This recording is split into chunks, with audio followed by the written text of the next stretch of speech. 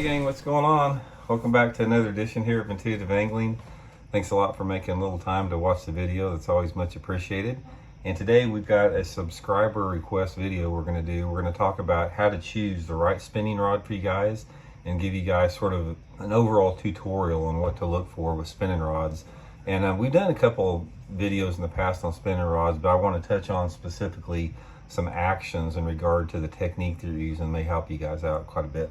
And real quick, just want to remind you guys that I don't know if you saw the video I did yesterday, but we came out finally. We've been talking about it for a couple months. We got a new color of the Blockout Old School Jig End. This is brown and purple, guys. This is like one of the most famous West Coast colors out there. A great, jig color in clear water, any visibility that you have over 2 feet. Living rubber again with the Blockout Old School, everything exactly the same. This will be the 9th color that we offer. And today is the first day they're for sale at Baitworks, so I'll include the link in the description, and if you want to use that link, you can get you some.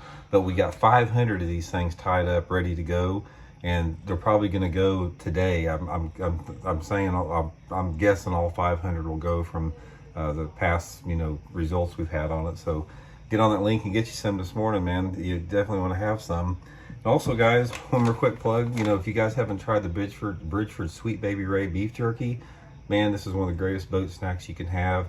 All American made. This is an all American company. Great supporter of the sport of bass fishing. Just great people. Guys that own the company Bass Fish too. So check it out, guys, at Walmart. Bridgford Sweet Baby Ray jerky. Okay, guys, let's talk a little bit about the spinning rods here. Everything that we're going to go over as far as actions and what you need to look for with it. Now, first of all, I'm going to keep this pretty simple, as far as not getting real complicated if you guys are out to look for one, because there's a lot of different styles and actions and everything that goes into a rod. But you can pretty much keep it really simple as far as what you're looking for on it when you're talking about a spinning rod. Now, first of all, let's talk about the overall length.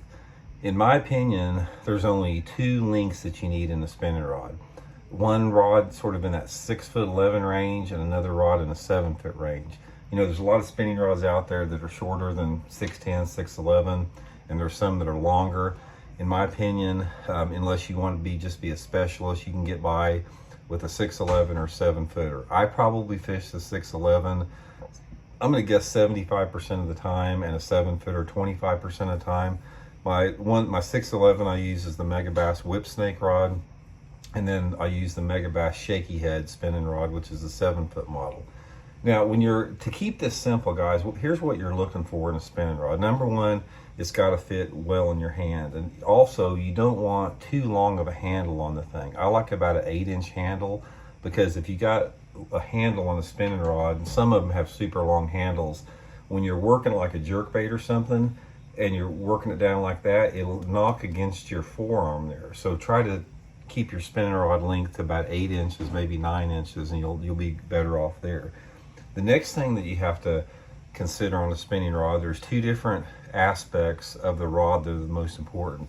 One is the stiffness of the butt section, and the butt section is usually the first quarter of the rod here on the lower end.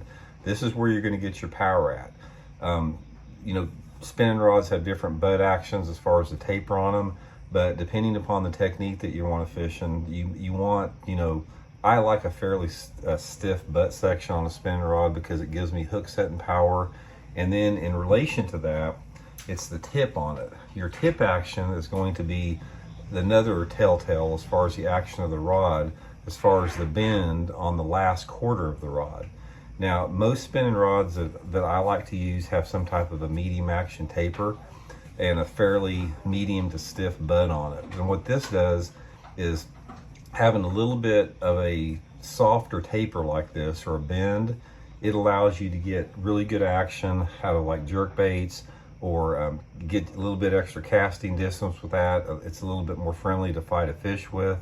So, depending upon the technique you're using, it's going to depend on the action of the tip. Most of the time, the 6'11" model is going to have more of a medium tip, and a 7-foot model is going to have a little bit of a stiffer tip on there. So that's the basic to 2 things you need to look for. Now, the technique is another thing that you want to determine as far as what the rod you're using. since I only use 2 actions or 2 different rods, is the 7-foot shaky head special or the 611 Megabass whip snake. The times that I'm fishing the 7-footer, it's a little bit stiffer rod. It's got a little bit stiffer butt section, a little bit stiffer tip on it.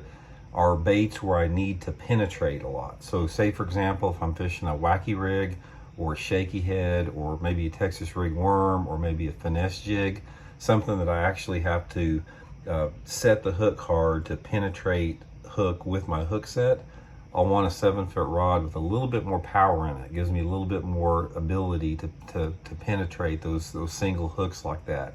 But if I'm using, like the jerk baits, you guys know I use jerk baits on spinning rods, little crankbaits, stuff like that, maybe Ned rigs, drop shots, something like that. That's when I go to the 611 model with a little bit more softer tip on it and not quite as stiff of a butt section. It's just a little bit lighter rod. And I feel with that situation, it gives you a little bit more ability to put and impart action on a lure. I like that aspect of having a little bit softer tip because it allows me to get those subtle movements like with a jerk bait or a crankbait, or if I'm fishing a Ned rig, I just have a little bit better feel with it.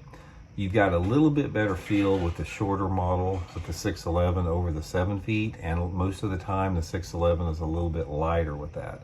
So a lot of it just depends on the technique that you're fishing. But the main thing about this video, guys, is what I wanted to get over is you don't have to get overwhelmed by if you need a 6-foot spinning rod or a 7.2 or something like that, or all the different actions and lengths and that type of stuff.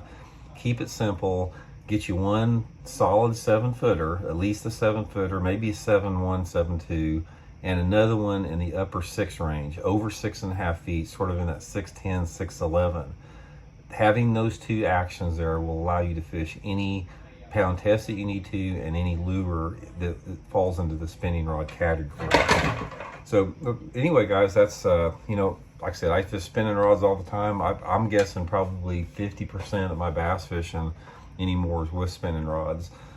So they're just a great tool to catch a lot of fish with. So also, guys, Baitworks in Springfield has got a good selection of Megabass spinning rods. I'll include the Baitworks link in the description along with the block of old school jigs.